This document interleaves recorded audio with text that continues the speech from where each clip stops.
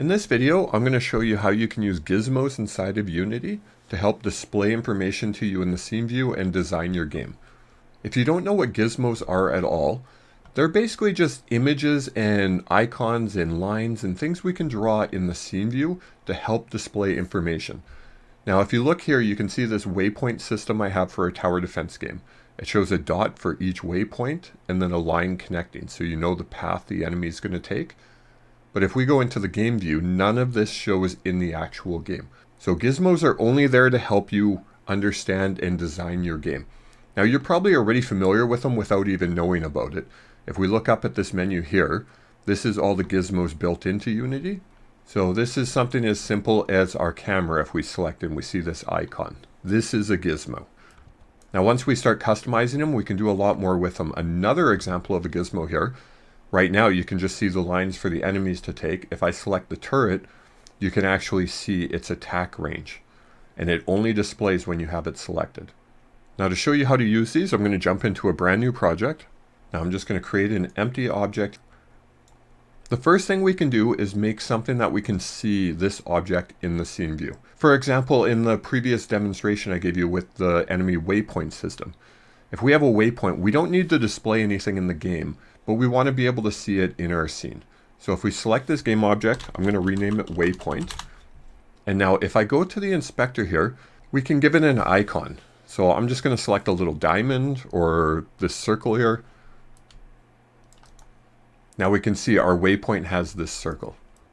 And if I duplicate that, and I'm just going to move some around. So now we have 4 waypoints and they have circles. With waypoints, like I did in the previous example, it's really good to connect them because you have no idea what the order of these waypoints are. If I move this one over here, you don't know from here if it's going to go to this waypoint or that one first. So let's create another empty here. I'm going to call this one waypoints. I'm just going to reset its transform. We'll set this to be the parent. So take all of our waypoints and drag them into this parent object. Now on waypoints, I'm going to add a script. I'm just going to call it waypoints. And I don't need starter update. I'm going to delete those. The way we start drawing gizmos is we use a built-in method called onDrawGizmos. Now this is going to run just in the scene view. It's not going to do anything in the game. We don't have to click or do anything. It's just going to be automatic. The way I like to do this is how I set up my game. If we go back to our game here, you can see we have our waypoints, parent object, and then child waypoints. The way I treat it is each waypoint here is in order. So this is the first waypoint, second, third, fourth. We can use that idea in our script. What I'm going to do is make a for loop. I'm just going to do int I equals 0, and we want I to be less than our transform.child count. And then we increment that. All this is doing is taking this transform here and it's counting how many children are here. So in this case, we have 4. So in that case, this is going to return 3 because we start at 0.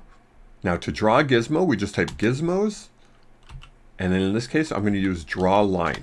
But if you look here, there is a lot of different options you can do with gizmos. And then even when we type it in, there's multiple gizmo options. So we're only going to cover the very basics here. These are things you do quite often. So I'm going to do gizmos.drawline. Then we've got to give it our from and to. So I want to start it at our transform.getChild.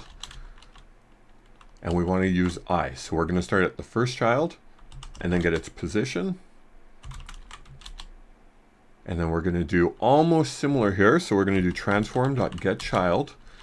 In this case, we want to do I plus 1. So it's going to be the next waypoint. Now, if we run this, we're actually going to get an error because it's going to try getting on the very last child. It's going to try to draw a line to the next one, which doesn't exist. So because of that, we're just going to do child count minus 1. Now, if we go back to our game, you can see we didn't even have to do anything. We now have a line connecting these. And the great thing is too, if I drag and change the order of these, notice it updates automatically. So we always know the path that we take. So this order is all that matters here. Now if we want to change the color, we can just do gizmos.color. And then we can set this equal to, say, let's do color.blue. We just save it, we go back in our game, and it automatically updates. So in this case, say if you had a waypoint system, you wanted to connect the last one to the first one, you could just add a bool into here. So I'm just going to make a private bool, and I'm just going to call it is looping. Set it to false, and I'm going to actually serialize this so we can change it in the inspector. Now I always want these waypoints to loop and draw a line, so we'll leave the loop, but then outside of the loop we'll do a check.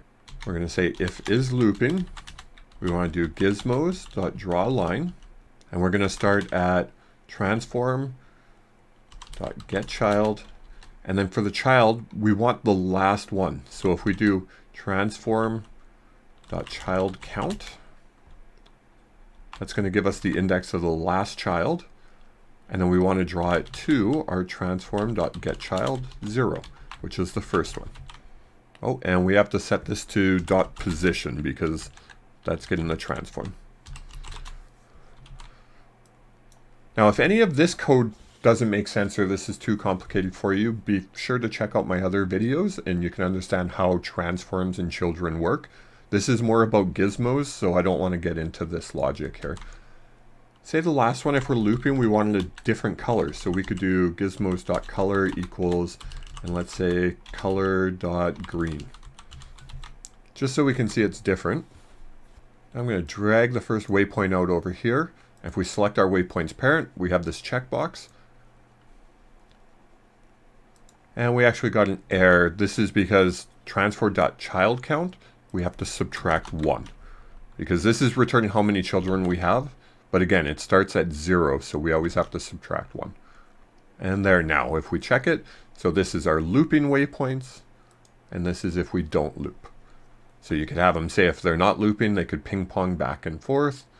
But if you have it set to looping, then they loop around in a circle. Now, like in the first video there, I showed you a demonstration of selecting the turret. So let's do we'll do a 3D object. I'll just do a cube. Let's just assume this is something like a tower in a tower defense game. I'm going to add a script to it. I'll just call it tower. Now again, we can do onDrawGizmos. And then this time we could do, say, gizmos. Let's do a color. Yeah, let's set it to yellow. I'm going to do gizmos. And then if we do draw, we can look here, and we have draw sphere. So we can draw a sphere around our tower. We have to give it the center, so we just need transform.position and then a radius. So let's say 3. Now if we look at our game, we have a sphere with a radius of 3, but this is completely blocking out our object. We can't even see it in there, and it just looks ugly. This is great in some cases, but right now we want to see everything in there. So if we go back, we have another option here. We can use DrawWirephere. Now you can see it's just the outline of a sphere. So if I have that object selected, say we make a quick ground. Let's just add a plane. There's our cube, and we can see the radius around it, so that could be its attack range. But you notice here, it's always on. So if we had a whole bunch of towers, this would get very cluttered. To fix that, we can do onDrawGizmos selected. Now this method's only going to run when we have that object selected. So now there's nothing around our sphere, or our cube, and if we click on it, now we get the gizmos. Okay, so that's a very quick intro to gizmos. There's a lot more you can do with them, but this should get you up and running and help design your game and make your workflow a lot better. See you in the next video.